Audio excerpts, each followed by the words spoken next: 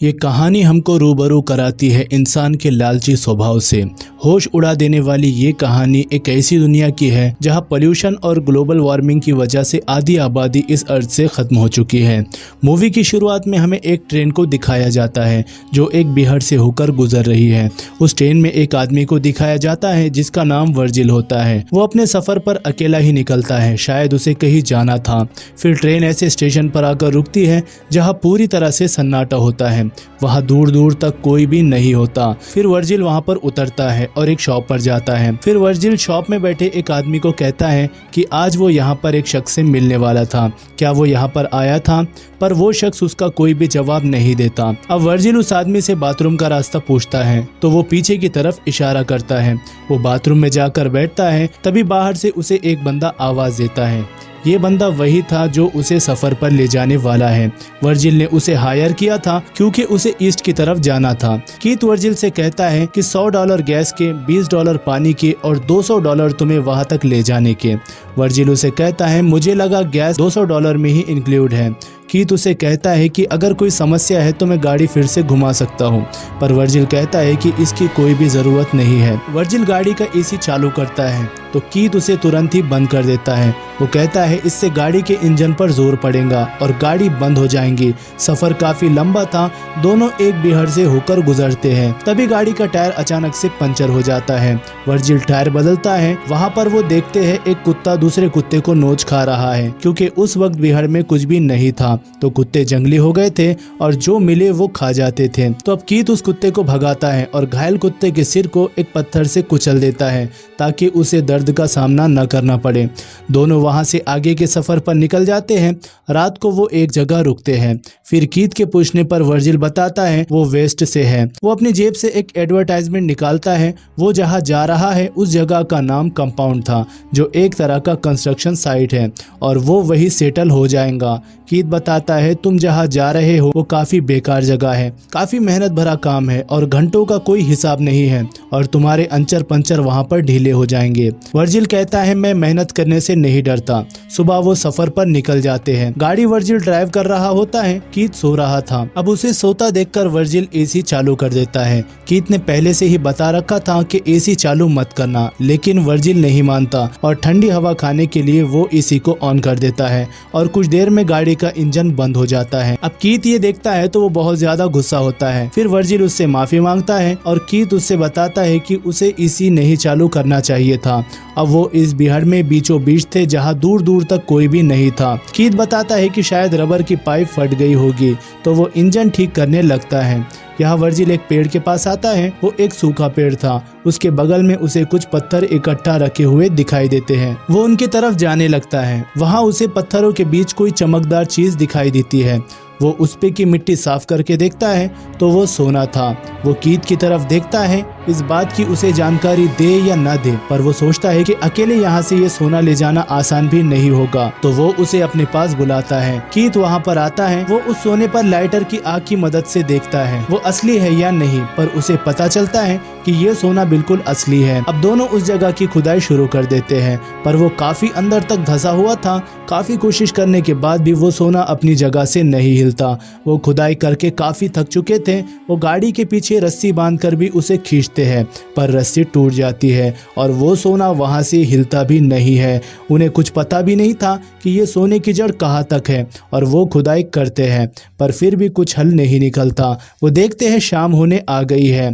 फिर कीथ लकड़ियां इकट्ठा करता है क्योंकि रात होते ही वहां बिहार के कुत्ते शिकार के लिए निकल जाते हैं। आग जलाने से कुत्ते उनके पास नहीं आएंगे। कीथ बहुत खुश था।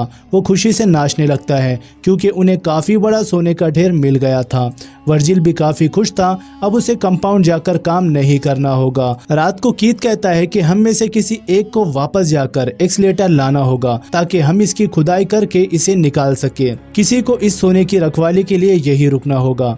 कीथ बताता है कि मैं ईस्ट में एक जगह जानता हूँ जहाँ हमें एक्सलेटर मिल जाएगा जो यहाँ से सिर्फ 2 दिनों की दूरी पर है। तुम चले जाओ, मैं इस सोने की रखवाली करता हूँ। लेकिन वर्जिल कहता है कि मैं इस सोने के पास रुकता हूँ और तुम जाकर एक्सलेटर ले आओ क्योंकि तुम्हें जगह पता है कि वो कहाँ मिलेगा। अब दोनों एक दूसरे की तरफ देखने लगते हैं क्योंकि उन्हें एक दूसरे पर बिल्कुल भी भरोसा नहीं था। अब कीथ कहता है कि तुम्हें इस बिहार में सरवाइव करने का तरीका भी नहीं पता। पानी कैसे इस्तेमाल करना है और सूरज की रोशनी से कैसे बचकर रहना है और अपने लिए खाना कैसे इकट्ठा करना है। वर्जिल कहता है मैं सब कुछ संभाल लूंगा। फिर कीथ जाने के लिए मान जाता है। सुबह कीथ उसे पानी का एक छोटा गैलन देता है और 3 फूड जिसमें उसे आने तक सरवाइव करना है। वो वर्जिल को एक सैटेलाइट फोन देता है। वो कहता है एक्सीलेटर मिलने के बाद मैं तुम्हें इस पे कॉल करूंगा और तुम मुझे इससे सारी जानकारी देते रहना। और कीथ वहाँ से अपनी गाड़ी लेकर चला जाता है। अब इस बिहड़ में वर्जिल अकेला था। अब अगर उसे डिहाइड्रेशन से बचना है तो सूरज की रोशनी से बचकर रहना होगा ताकि वो कीथ के आने तक जिंदा रह सके।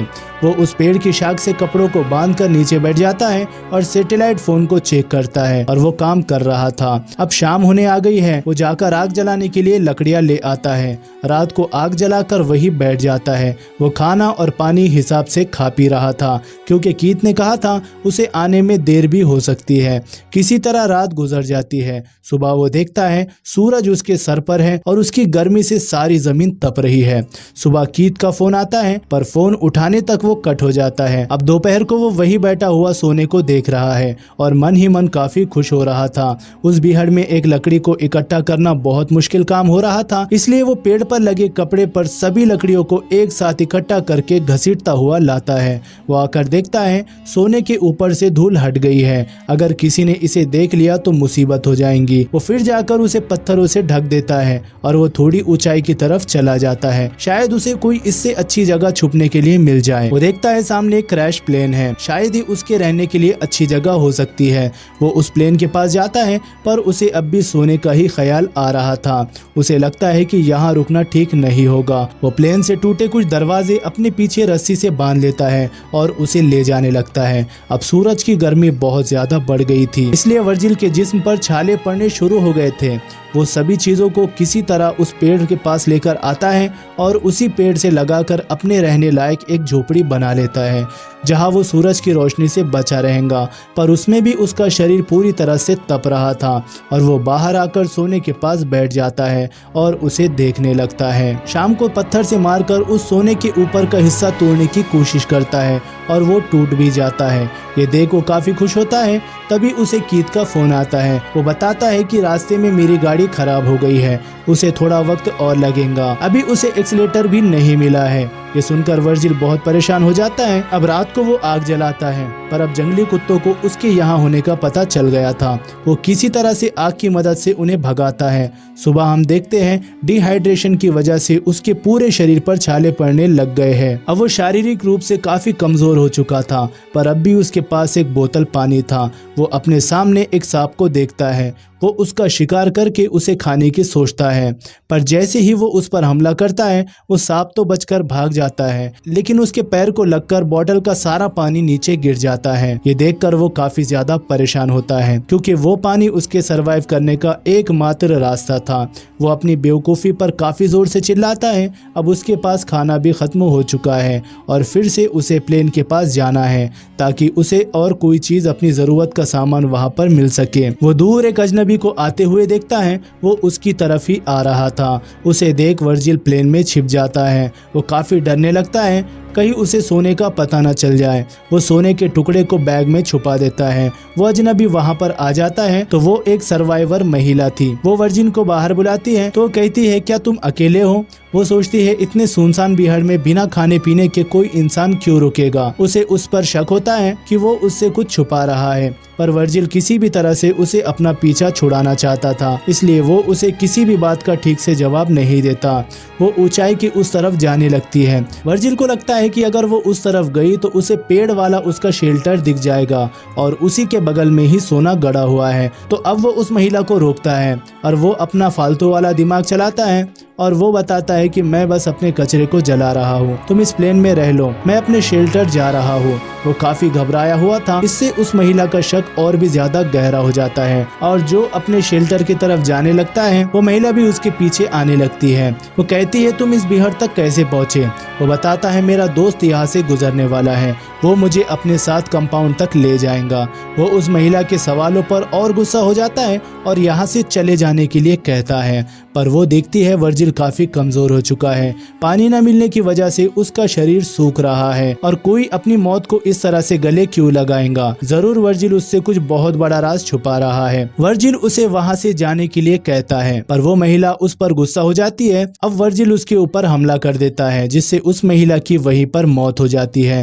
वो उसके जेब से अपनी जरूरत का सामान निकाल लेता है और वही थोड़ी दूर जमीन खोदकर उसे दफन कर देता है। पर थोड़ी देर बाद वो देखता है कि कुत्ते उसकी लाश को खोदकर निकाल लेते हैं और नोचने लगते हैं। वो जाकर कुत्तों को भगा देता है और वो उसकी लाश को घसीटकर दूर ले जाता है और जला देता है। रात को वो काफी उदास बैठा होता है। उसने कभी सोचा नहीं था कि उसे किसी की हत्या करनी पड़ेगी। सुबह कीथ का फोन आता है। कीथ बताता है कि उसे अभी अभी एक्सीलेटर मिला है और उसे वहां तक पहुंचने में वक्त लगेगा। वर्जिल अपनी किस्मत पर रोने लगता है क्योंकि उसके पास अब न कुछ खाने को था न कुछ पीने को, और वो कीथ के आने तक कैसे सरवाइव करेगा। तभी बाहर वो देखता है दूर एक गाड़ी गुजर रही थी।